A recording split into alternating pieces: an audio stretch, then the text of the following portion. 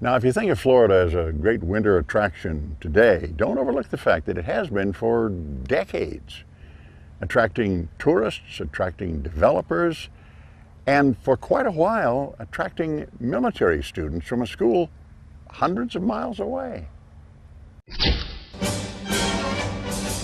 Military cadets marching in full dress uniform. For 37 years, that was a weekend winter ritual in Venice. People would come from all around to see students from the Kentucky Military Institute fill Venice Avenue. Claire Suter was a teenager living in her dad's hotel just across the street. Oh, it was great. They were in dress uniform. They had a band. They started right in front of Dad's hotel and lined up there, all the companies and the band. They did a great job. Fred Francis remembers it fondly too. He was a KMI cadet. We had a parade every other week in Venice, and that would usually draw 5,000 to 10,000 people to this little sleepy town. KMI was founded in Linden, Kentucky in 1845 by General Robert T.P. Allen, a West Point graduate. Venice was struggling from the Depression and needed an economic boost. The school was looking for a Florida location for a winter home. It was the beginning of waking this town up again. So from 1933 to 1970, the Kentucky Military Institute held winter classes at Venice's San Marco and Venice hotels.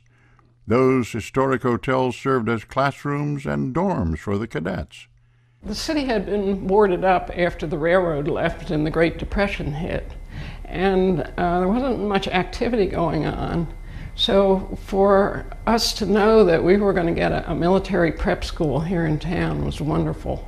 Illinois native Jim Van Lannen is a 1963 graduate.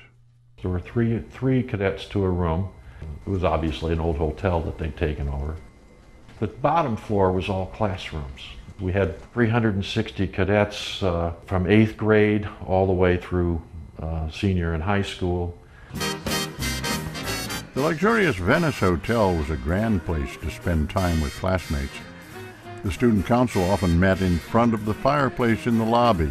But the girls in town went crazy because the boys had uniforms on and the Kentucky guys are fine looking, and the Venice fellas didn't have any uniforms and they didn't care for it much. And yes, all of us guys had our local girls, and fortunately I had my little girlfriend while I was here too. And that made the time go a lot faster too. Fred Granville Francis was a cadet in Venice's first class in 1934.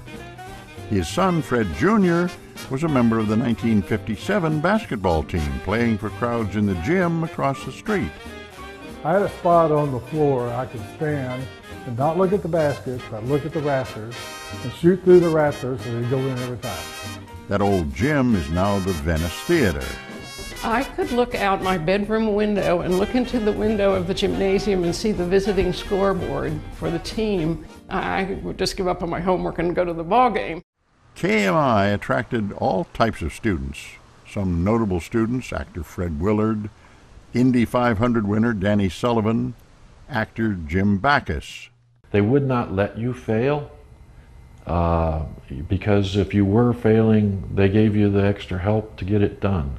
In 1973, as the Vietnam War split the country, the military schools around the country became less popular, and KMI closed its doors. The old KMI building is now the Venice Mall. Vintage school photos decorate the walls. It was the beginning of the revival of this cute and wonderful village or town of Venice.